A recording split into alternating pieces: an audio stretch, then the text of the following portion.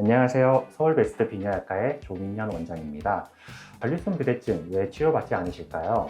혹시 소변 줄기가 약해졌다, 밤에 자주 깬다, 소변을 봐도 시원하지 않고 잔뇨감이 계속된다면 단순한 노화가 아니라 전립선 비대증의 신호일 수 있습니다.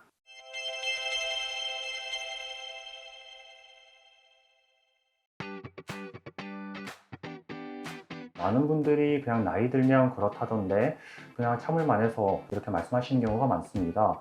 실제로 저희 대한비뇨의학회에서 50대에서 70대 남성분들 500명을 대상으로 설문조사를 진행했었는데요. 전립선 비대증 증상이 있는 사람 중 절반 이상이 한 번도 병원에 가지 않았다고 합니다. 그 이유는 아까 말씀드렸던 것처럼 그냥 나이 들어서 그런 줄 알았지, 참을만 하니까 그렇게 말씀을 하시더라고요. 설문조사 결과에 따르면 61.2%가 국제 전립선 증상 점수, 저희가 IPSS라고 부르는 그런 점수를 기준으로 전립선 비대증 증상 등에 해당이 됐습니다. 중등도가 9점에서 19점이고 이것이 45.8%, 그리고 더 심한 중증이 20점 이상인데 38.8%가 되겠습니다. 그러니까 중등도 이상의 전립선 비대증 환자가 2명 중 1명꼴로 존재한다고 할 수 있겠습니다. 이렇게 전립선 비대증 증상이 있는 분들 중 절반 이상인 52%는 병원에 다 한 번도 가지 않았다고 하니까 이런 분들이 빨리 병원에 찾아주시면 좋겠습니다.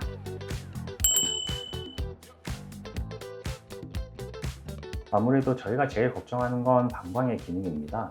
전립선 비대증이 결국 전립선이 커지면서 전립선 요도가 좁아지게 되고 이것이 여러 문제를 일으킨다고 말씀을 드린 적이 있는데요. 결국 소변이 가늘어지고 잔뇨감이 남고 이런 건 대부분 좀 참을 만해 하십니다.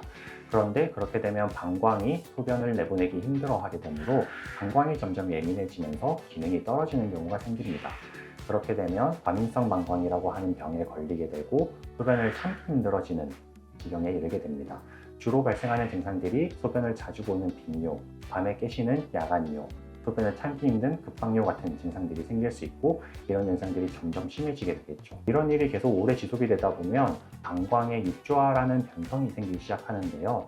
이렇게 된 경우 전립선에 아무리 적절한 치료를 하더라도 방광이 회복되는 데 시간이 오래 걸리거나 아니면 심지어는 충분한 정도로 회복되지 않는 경우도 생길 수가 있습니다. 이런 방광에 구조적인 변화가 생기기 시작한다면 단기적으로 봤을 때는 그런 변화가 심장에까지 영향을 미쳐 심장 기능 저하를 일으킬 수도 있고 또 방광에 잔뇨가 많이 남게 되면서 요패라는 현상, 소변이 잘 나오지 못하게 되는, 아예 나오지 못하게 되는 그런 일이 생기면서 응급 상황이 발생할 수도 있겠습니다. 그리고 또 한 가지 꼽을 게 잦은 요로 감염이 생길 수가 있습니다. 남성분들 전립선 비대증으로 인한 요로 감염은 전립선 수술의 적응증이라고 할 수 있을 정도로 좀 중요한 지표 중에 하나인데요. 아무래도 방광에 소변이 많이 남아있게 되고 그곳을 통해서 세균이 번식하게 되면서 방광염이나 급성 전립선염 등에 걸릴 수가 있게 됩니다. 이외에도 방광결석이 발생한다거나 여러 가지 문제가 발생할 수 있겠습니다. 아무래도 만성질환이다 보니까 가장 첫 번째 치료는 생활습관 개선이 되겠습니다. 환자분이 증상 불편한 정도에 따라서 이제 운동을 권해드린다든가 음주나 흡연을 줄인다든가 카페인 섭취를 줄인다든가 하는 생활습관의 교정을 먼저 시작을 해보게 되겠고요.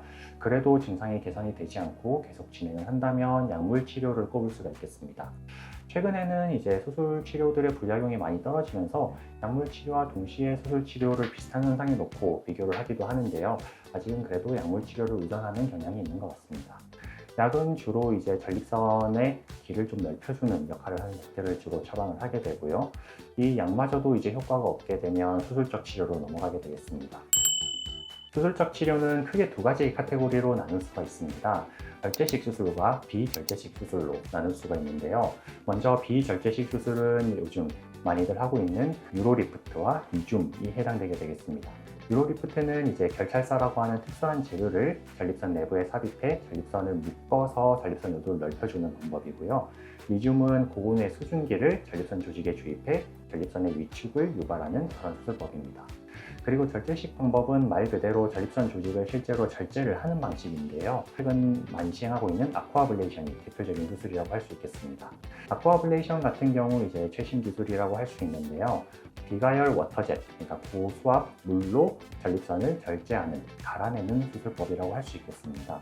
기존 홀렉과 비교해서는 아무래도 수술 범위를 정교하게 설계하고 조절을 할 수가 있기 때문에 상대적으로 그 합병증의 발생 비율이 많이 떨어졌다는 장점이 있겠습니다.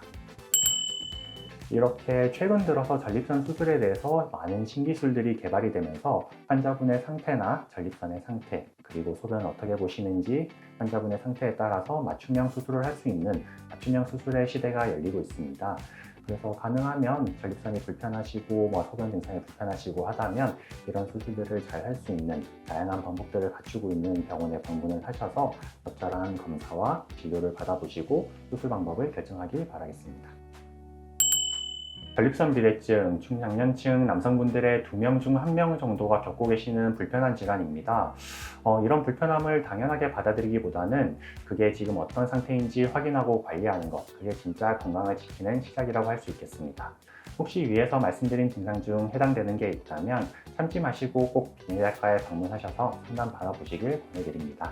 감사합니다.